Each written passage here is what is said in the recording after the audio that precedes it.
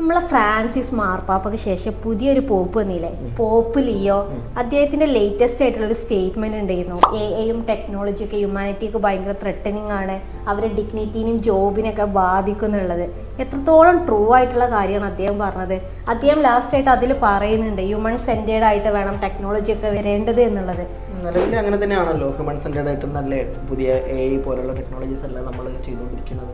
എന്തായാലും പ്രശ്നമുള്ളത് പ്രശ്നം തന്നെയല്ലേ. ഇപ്പോൾ ഒരു ടെക്നോളജി, ഇപ്പോൾ ഫോർ എൻ എക്സാമ്പിൾ പറയുകയാണെന്നുണ്ടെങ്കിൽ നമ്മളൊരു ഓട്ടോ പൈലറ്റ് കാർ അല്ലെങ്കിൽ സെൽഫ് ഡ്രൈവിംഗ് കാറൊക്കെ എടുക്കുക, അതിൽ എത്ര പേര് ജോലിയാണ് പോകുന്നത്.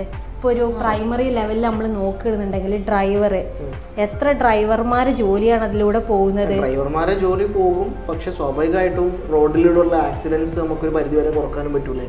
ഉദാഹരണം, ഇപ്പം ലോകത്തിൽ റോഡ് ആക്സിഡൻസിലൂടെ മരിക്കുന്ന ആൾക്കാരുടെ എണ്ണം നമ്മൾ നോക്കിക്കഴിഞ്ഞാൽ ഒരുപാട് ആളുകൾ അങ്ങനെ മരണപ്പെടുന്നുണ്ട്. നല്ലൊരു ശതമാനം ആക്സിഡന്റ് ഡെത്ത്സും കാരണം ആളുകളുടെ അശ്രദ്ധ മൂലമുണ്ടാവുന്ന കാരണങ്ങൾ കൊണ്ടാണ്. ഡ്രൈവർ മാത്രമല്ല, ഇപ്പോൾ ഒരു ട്രാഫിക് പോലീസിന്റെ പ്രൈമറി ലെവലിലോട്ട് നമ്മൾ നോക്കുമ്പോൾ ഒരു ട്രാഫിക് പോലീസിന്റെ ജോബ്, ഇപ്പോൾ ഒരു 500 ട്രാഫിക് പോലീസ് വേണ്ടടുത്ത് ഒരു 100 ട്രാഫിക് പോലീസ് ആയി ചുരുങ്ങൂലേ. പിന്നെ അത് മാത്രമല്ല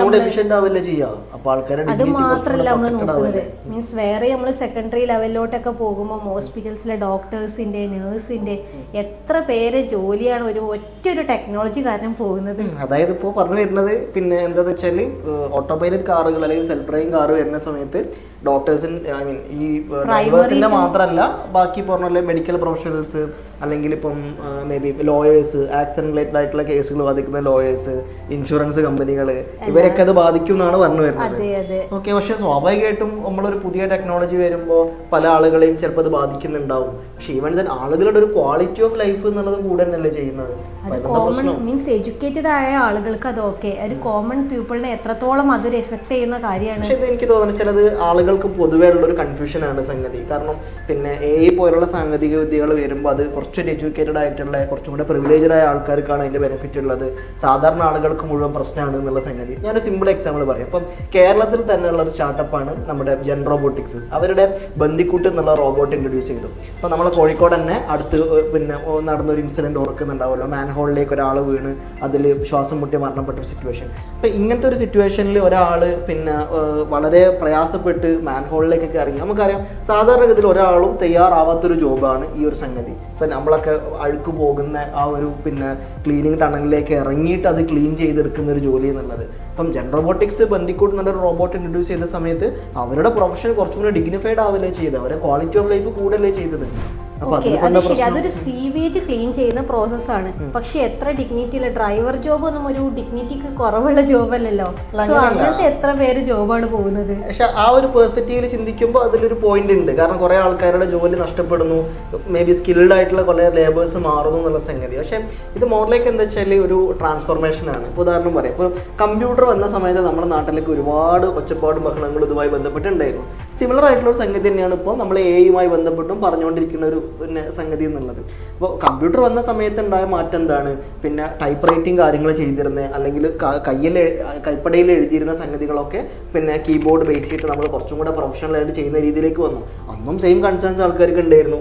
ഇത് കമ്പ്യൂട്ടർ എന്നൊക്കെ പറഞ്ഞത് അത് പിന്നെ കുറച്ചും കൂടെ ഒരു പ്രിവിലേജഡ് കമ്മ്യൂണിറ്റിൻ്റെ സംഗതി അല്ലേ, സാധാരണ ആളുകൾക്ക് കമ്പ്യൂട്ടർ കൊണ്ടൊക്കെ ഇപ്പം എന്താ കാര്യം എന്നൊക്കെ ചോദിച്ചിട്ടുണ്ടായിരുന്നു. പക്ഷേ ഇപ്പം ആലോചിച്ച് നോക്കൂ, നമ്മൾ തന്നെ കമ്പ്യൂട്ടർ ഇല്ലാതെ പിന്നെ ഏതൊരു ആൾക്കാണ് കമ്പ്യൂട്ടർ, ഈവൻ മൊബൈൽ ഫോൺ ആണെങ്കിൽ പോലും ഒരു മിനി കമ്പ്യൂട്ടറിൻ്റെ എല്ലാ പർപ്പസും അല്ലെങ്കിൽ ഈക്വലന്റ് പർപ്പസും ഒക്കെ നമുക്കൊരു മൊബൈൽ ഫോണിൽ നടക്കുന്ന കാര്യമല്ലേ. അപ്പോൾ സാധാരണ ആളുകൾക്ക് ഈ ടെക്നോളജി എത്തുന്ന സമയത്ത് അവർക്ക് ഇത് മേ ബി ഉൾക്കൊള്ളാൻ പറ്റുള്ളൂ. ഇപ്പോൾ ഉള്ളത് മോറിലേക്ക് ഒരു ട്രാൻസിഷൻ ഫേസ് ആണ്. ഇതിനെക്കുറിച്ചുള്ള ആശങ്കകൾ ഒരുപാട് ഉണ്ടാവും. ഇതിപ്പോൾ നാളെ എന്ത് സംഭവിക്കും എന്നുള്ളത് അറിയാത്ത കുറേ കാര്യങ്ങളുണ്ടാവും. അപ്പോൾ ഇപ്പോൾ നമുക്ക് പിന്നെ കമ്പ്യൂട്ടറിൻ്റെ തുടക്കത്തിൽ വന്ന സമയത്ത് ഒരു 30 വർഷം മുമ്പൊക്കെ ഇതെങ്ങനെയാണെന്നുള്ളത് അറിയാത്ത അതേപോലെ തന്നെ ഇപ്പോൾ നമുക്കതിൽ കൺഫ്യൂഷൻ ഇല്ലല്ലോ. അതുപോലെ തന്നെ എഐൻ്റെ കേസിൽ കൺഫ്യൂഷൻസ് കുറച്ച് കഴിയുമ്പോൾ മാറുക ചെയ്യും. പക്ഷെ അതിന് നമ്മളൊരു ടൈം കൊടുക്കണം എന്ന് മാത്രം. അവിടെ നമ്മൾ ചെയ്യേണ്ടത് എന്താ വെച്ചാൽ നമ്മൾ അപ്സ്കിൽഡ് ആവണം. പിന്നെ ഈ ജോലി നഷ്ടപ്പെടുക എന്ന് പറയുന്നത് മോറിലേക്ക് നഷ്ടപ്പെടുന്നുണ്ട്. ഫോർ എക്സാമ്പിൾ പറയാം, ഇപ്പോൾ കമ്പ്യൂട്ടർ വന്ന സമയത്ത് നമ്മൾ ടൈപ്പ് റൈറ്റേഴ്സിൻ്റെ ജോലി പോയി, പക്ഷേ കീബോർഡിൽ ഡാറ്റ എൻട്രി ഓപ്പറേറ്റേഴ്സിൻ്റെ പുതിയ ജോബ് വന്നു. ഈ പറഞ്ഞ പോലെയാണ് സംഗതി. ഇപ്പോൾ മോറിലേക്ക് ഇപ്പോൾ ഒരു 10 വർഷം മുമ്പ് നമ്മൾ ആകാശത്ത് ഒരു ഏരിയൽ വ്യൂ എടുക്കണമെങ്കിൽ എന്താ ചെയ്യുക, ഹെലികോപ്റ്റർ ക്യാമറാമാനൊക്കെ വേണം. ഇപ്പം അതിന് പകരം നമുക്ക് ഡ്രോൺ ഓപ്പറേറ്റർ മതി. അപ്പോൾ യൂസ് കേസുകൾ ഒരിക്കലും മാറില്ല. അപ്പോൾ അത് കുറച്ചും കൂടെ ജോബിൻ്റെ പ്രൊഫഷനും നേച്ചറും മാറുന്നു. അതനുസരിച്ച് നമ്മൾ അപ്സ്കിൽഡ് ആവുക എന്നുള്ളതാണ് ചെയ്യാനുള്ളത്. അപ്സ്കില്ലിംഗ് എന്ന് പറഞ്ഞുകൊണ്ട് കോമൺ പീപ്പിൾ എങ്ങനെ ഇതിൽ അപ്സ്കിൽ ആവും? അത് റൈറ്റ് ആയിട്ടുള്ള ക്വസ്റ്റ്യൻ ആണ്. ഇപ്പോൾ ഉദാഹരണം പറയാം, നമ്മൾ ഇതേ പ്രോബ്ലത്തിലേക്ക് തന്നെ വരും. അപ്പം ഓട്ടോണോമസ് ആയിട്ടുള്ള കാറുകൾ അല്ലെങ്കിൽ സെൽഫ് ഡ്രൈവിംഗ് കാറുകൾ വരുമ്പോൾ സാധാരണ ആളുകൾ ഏത് രീതിയിലാണ് അപ്സ്കിൽഡ് ആവേണ്ടത് എന്നുള്ളത്. അപ്പോൾ ഇവിടെ ഇപ്പോൾ മോറിലേക്ക് ഇപ്പം നമ്മളൊക്കെ നാട്ടിൽ ഡ്രൈവിംഗ് സ്കൂൾസ് ഉണ്ട് ഇല്ലേ? അപ്പം ഡ്രൈവിംഗ് സ്കൂൾസിൽ ശരിക്ക് ഡ്രൈവിംഗ് പ്രാക്ടീസ് ചെയ്യാന്നുള്ള ആ ഒരു സംഭവം മാറും. പക്ഷെ അതിന് പകരം നമുക്ക് സിമുലേറ്റേഴ്സ് എന്നുള്ളൊരു ഓപ്ഷൻ അവിടെ വരികയാണ്. കാരണം ഇങ്ങനത്തെ ഒരു AI ബേസ്ഡ് ആയിട്ടുള്ള അല്ലെങ്കിൽ ഒരു ഓട്ടോ പൈലറ്റ് കാറ് എങ്ങനെ ഇരിക്കണം, എങ്ങനെ അതിൽ ഓടിക്കണം, അല്ലെങ്കിൽ അതിൽ നമ്മളെ റോൾ എന്താണ്, പിന്നെ അതിനെക്കുറിച്ചുള്ള സിമുലേറ്റേഴ്സ് കാര്യങ്ങൾ ഇൻട്രൊഡ്യൂസ് ചെയ്യും. അപ്പോൾ ഡ്രൈവിംഗ് സ്കൂളുകൾ മോറിലേക്ക് ഒരു സിമുലേറ്റേഴ്സ് ബേസ്ഡ് ട്രെയിനിങ് കൊടുക്കുന്ന ഫേമായിട്ട് മാറും. ട്രാഫിക് പോലീസിൻ്റെ കേസിൽ അത് മോറിലേക്ക് ഒരു AI ഫ്ലീറ്റിനെ മോണിറ്റർ ചെയ്യുന്ന ആൾക്കാരായിട്ട് അവർ മാറും. ഇപ്പോൾ സ്വാഭാവികമായിട്ട് അവിടെയും റോഡും ട്രാഫിക്കും കാര്യങ്ങളൊക്കെ ഉണ്ടല്ലോ. അത് മേ ബി മോറിലേക്ക് കുറച്ചും കൂടെ ഒരു ബെറ്റർ ലെവലിലേക്ക് മാറും, എഫിഷ്യൻ്റ് ആവുന്നല്ലേ നമ്മൾ പറയുന്നത്. ഈ നേരത്തെ പറഞ്ഞ പോലെ ഇപ്പം ഓട്ടോമൊബൈൽ വർക്ക്ഷോപ്സ് മെക്കാനിക്സ് ഒക്കെ ഉണ്ടാവും. അതിപ്പോൾ നമ്മൾ ഡീസൽ അല്ലെങ്കിൽ പെട്രോൾ എഞ്ചിൻ ആണെങ്കിൽ പിന്നെ ഇങ്ങനത്തെ ഓട്ടോമൊബൈൽസ് കൂടുതലും വരുന്നത് ഇലക്ട്രിക് എഞ്ചിൻസ് ആണ്. അപ്പം ഇലക്ട്രിക് ലെവലിലുള്ള വർക്ക്ഷോപ്സും ചാർജിങ് യൂണിറ്റും കാര്യങ്ങളും കൂടും. അപ്പോൾ ചിലത് മാറുമ്പോൾ പുതിയ ചിലത് വരുന്നുണ്ട്. ഇത് മോറിലേക്ക് ഒരു എനിക്ക് തോന്നുന്ന ഒരു ട്രാൻസെൻഡൻസ് നമുക്ക് വിളിക്കാൻ പറ്റുന്ന ഒരു സംഗതിയാണിത്. ആക്ച്വലി ഒരു സ്റ്റേറ്റിൽ നിന്ന് അടുത്ത സ്റ്റേറ്റിലേക്കുള്ള ഒരു ട്രാൻസിഷനാണ് ഇവിടെ സംഭവിച്ചുകൊണ്ടിരിക്കുന്നത്. അപ്പോൾ ഈ ട്രാൻസിഷനിൽ നമ്മൾ ചെയ്യേണ്ട കാര്യം എന്താ വെച്ചാൽ നമ്മൾ മാക്സിമം അപ്ഡേറ്റഡ് ആവുക എന്നുള്ളതാണ്. അപ്പോൾ പോപ്പുലിയോ പറഞ്ഞത് കറക്റ്റ് സ്റ്റേറ്റ്മെൻ്റ് ആണ്. ഡിഗ്നിഫൈഡ് ആയിട്ടുള്ള അല്ലെങ്കിൽ കുറച്ചും കൂടെ ഒരു കമ്പാഷനേറ്റ് ആയിട്ടുള്ള, മേ ബി കമ്പ്യൂട്ടേഷനേക്കാളും കമ്പാഷനേറ്റ് ആവണം, അല്ലെങ്കിൽ ടെക്നോളജി എന്നുള്ളത് it should be an assistant, not ഒരു ഓവർകം ചെയ്യുന്ന ഒരാളായി മാറരുത് എന്നൊക്കെയാണ് അദ്ദേഹം പറയുന്നത്.